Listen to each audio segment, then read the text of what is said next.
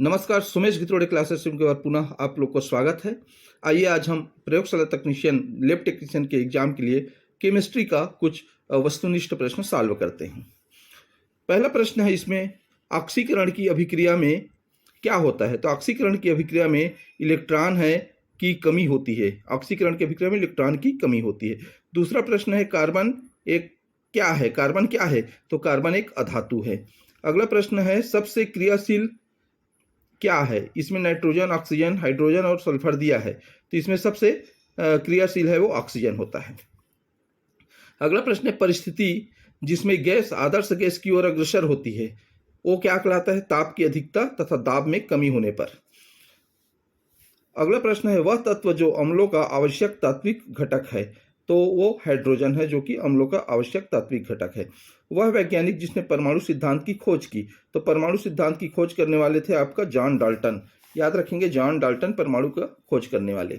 अगला प्रश्न है, वह वैज्ञानिक जिसने रेडियम की खोज की, रेडियम की खोज करने वाले थे मैडम क्यूरी। वह गैस जो नोबेल गैस कहलाती है, तो नोबेल गैस कहलाती है आपका हीलियम। अगला प्रश्न है, भोपाल दुर्घटना में किस गैस का रिसाव हुआ था? तो ये मिथाइल आइसोसाइनेट। बहुत बार ये प्रश्न पूछा जाता है। अगला प्रश्न है, वह पदार्थ जो मोटर वाहनों में ईंधन ज्वलन से उत्पन्न प्रदूषण का कारण बनता है, तो है कार्बन डाइऑक्साइड। 11वां प्रश्न है, वह प्रक्रम जिसके द्वारा ओजोन परत, ओजोन मंडल पृथ्वी की जीवों की रक्षा करता है, वो है पराबैंगनी किरणों का अवशोषण करके। 12वां प्रश्न है, पेट्रोल की गाड़ी चंद्रमा पर नहीं चल सकती, क्योंकि? कारण है इसके चंद्रमा पर वायुमंडल नहीं है, इसलिए वो जो पेट्रोल की गाड़ी है चंद्रमा पर नहीं चल सकती। अगला प्रश्न है, पीतल किससे बनता है? तो पीतल जस्ता और तांबा से बनता है। अगला प्रश्न है आपका, निम्नलिखित में से अधात्विक खनिज कौन सा है? तो अधात्विक खनिज है आपका सिलिका। अगला प्रश्न है, पर्यावरण में अम्ल वर्षा का कारण क्या होता है? तो पर्यावरण में अम्ल वर्षा नाइट्रस ऑक्साइड और सल्फर डाइऑक्साइड ये उसके कारण है। अगला प्रश्न है, 16वां प्रश्न देखते हैं हम।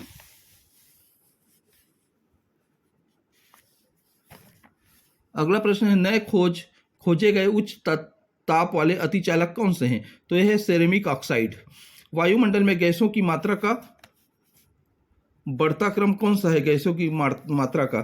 तो यह है ओजोन है, फिर कार्बन डाइऑक्साइड है, फिर ऑक्सीजन है, फिर नाइट्रोजन है। मानव शरीर के तत्व हासमान क्रम में कौन कौन से हैं? तो जो ऑप्शन दिया है उसके अनुसार कैल्शियम, लोहा, सोडियम और फास्फोरस इसका सही उत्तर है। अगला प्रश्न है, 19वां प्रश्न, निम्नलिखित में से कौन सा जोड़ा सही है? तो ये आपका सही जोड़ा आपका है टार्टरिक अम्ल, ये अंगूर, ये इसके पदार्थ से टार्टरिक अम्ल मिलता है, जबकि लैक्टिक अम्ल नींबू गलत है, और साइट्रिक अम्ल ये दूध दिया है उसके सामने, ये भी गलत है। 20वां प्रश्न है, सोने के आभूषण बनाते समय उसमें कौन सी धातु मिलाई जाती है? सोने का आभूषण बनाते समय उसमें तांबा मिलाई जाती है। अगला प्रश्न है, कैल्शियम या मैग्नीशियम के सल्फेटों के कारण पानी में उत्पन्न स्थायी कठोरता किससे दूर की जाती है? तो यह है आपका जियोलाइट विधि से दूर की जाती है। अगला प्रश्न है आपका, वह पदार्थ जिसकी कमी से डिहाइड्रेशन होता है वो क्या है? डिहाइड्रेशन होता है तो किसकी कमी से होता है? तो ये इसका सही उत्तर है पानी की कमी से। हम लोग जानते हैं डिहाइड्रेशन हमारा पानी की कमी से होता है। उसके बाद 23वां प्रश्न है, गोबर गैस में कौन सा अवयव सर्वाधिक पाया जाता है? तो मीथेन पाया जाता है। शुद्ध सोना कितने कैरेट का होता है? तो 24 कैरेट का। रेडान क्या है? रेडान आपका अक्रिय गैस है। फास्फोरस का अणु सूत्र कितना है? तो फास्फोरस का अणु सूत्र है P4। अगला प्रश्न है, स्टेनलेस स्टील, लोहा, कार्बन और क्रोमियम का मिश्रण होता है, इनकी मात्रा के बढ़ते हुए क्रम वाला सही व्यवस्था को छांटिए। तो यह सही व्यवस्था है कार्बन, फिर क्रोमियम और लोहा। उसके बाद है आपका, कौन सी धातु मुक्त अवस्था में मिलती है? तो सोना मुक्त अवस्था में मिलती है। विद्युत सुचालकता के अवरोही क्रम को निम्नलिखित सामग्री विन्यास में छांटिए। तो ये सही है इसका विन्यास, सिल्वर, फिर कॉपर, फिर एल्युमिनियम, फिर मैग्नीशियम। अगला प्रश्न है आपका, निम्नलिखित में से किसके घोल द्वारा अम्लित पोटेशियम परमैंगनेट के घोल को रंगहीन किया जा सकता है? तो यह सोडियम सल्फाइड के घोल के द्वारा। 31 प्रश्न देखते हैं।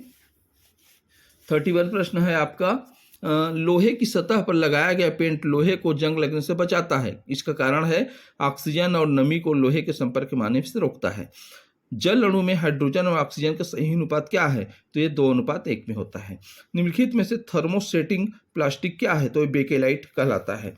34वां प्रश्न है, यदि पृथ्वी की सारी वनस्पति नष्ट हो जाए तो सभी जीव जंतु मर जाएंगे। तो इसका रीजन है ऑक्सीजन के अभाव के कारण। सही मिलान कीजिए, तो सही उत्तर का मिलान करना है इसमें। तो ये आपका देख लीजिए, बॉक्साइट, हेमेटाइट, गैलेने, मोनेजाइट, ये किसका मिलता है इसका? तो ये आपका है ए का 3, बॉक्साइट एल्युमिनियम का अयस्क है। उसके बाद बी है 4, हेमेटाइट लोहा का है। सी का आपका फर्स्ट है गैलेने, सीसा का है। और डी का दूसरा है मोनाजाइट, ये थोरियम का है। नींबू व ग्रेप फ्रूट में मुख्यतः कौन सा एसिड उपस्थित रहता है? तो यह है आपका साइट्रिक एसिड। अगला प्रश्न है आपका, वनस्पति घी निर्माण में कौन सी गैस प्रयुक्त होती है? तो हाइड्रोजन गैस प्रयुक्त होती है उसमें। अगला प्रश्न है, पेट्रोलियम के अवयव किस विधि द्वारा अलग किए जाते हैं? तो यह है निर्वात आसवन के द्वारा। अब स्फोटन किस यौगिक द्वारा कम की जा सकती है? तो सही उत्तर है TeL, टेट्रा एथिल लेड।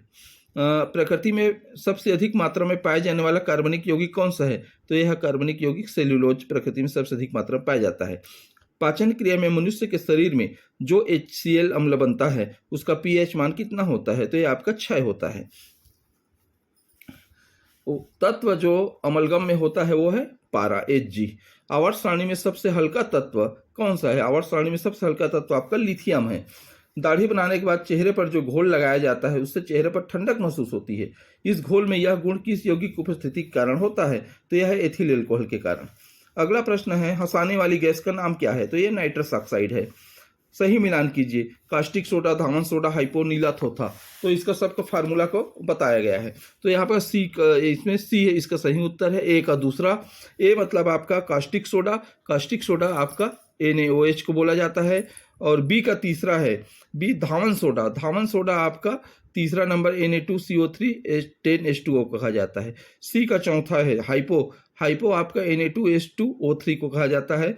और डी का फर्स्ट है, डी आपका नीला थोथा, ये कॉपर सल्फेट और CuSO4 और 5H2O को कहा जाता है। अगला प्रश्न है, नाइट्रोजन का वायुमंडल से कभी खत्म न होना किसका संकेत करता है? प्रकृति में नाइट्रोजन चक्र का होना। रासायनिक परिवर्तन क्या होता है? लोहे पर जंग लगना, यह रासायनिक परिवर्तन होता है।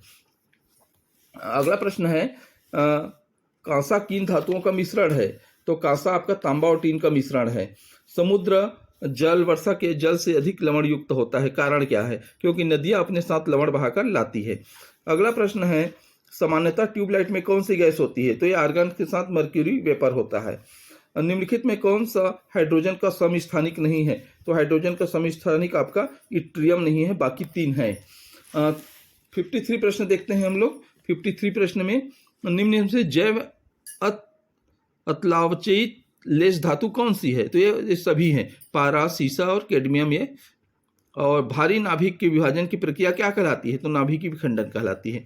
कोहरे में निम्नलिखित में से कौन सा कोलाइडी तंत्र अभिव्यक्त होता है? सही उत्तर है गैस में द्रव। सिरका किसका जली विलयन है? तो सिरका एसिटिक अम्ल का जली विलयन है।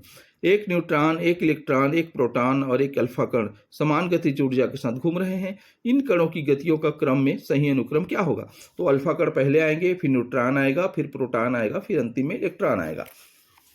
58वां प्रश्न है, द्रव नाइट्रोजन ताप के ऊपर निम्नलिखित में से कौन सा अतिचालक होता है? तो अतिचालक के लिए है YBA2CU3O78।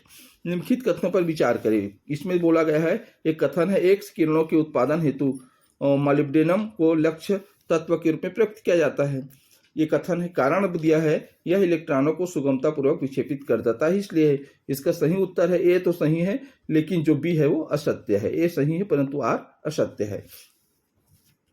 इसके बाद हम लोग देखते हैं 60वां प्रश्न, 60 नंबर का क्वेश्चन। 60, निम्नलिखित कथनों पर विचार कीजिए। गामा किरणें नाभिकीय अवयव नहीं है, परंतु वे तब उत्सर्जित होते हैं जब नाभिक उत्तेजित अवस्था